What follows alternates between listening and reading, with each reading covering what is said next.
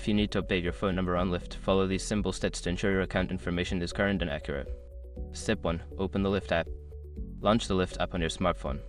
Make sure you are logged into your account to access your profile settings. Step 2. Go to your profile.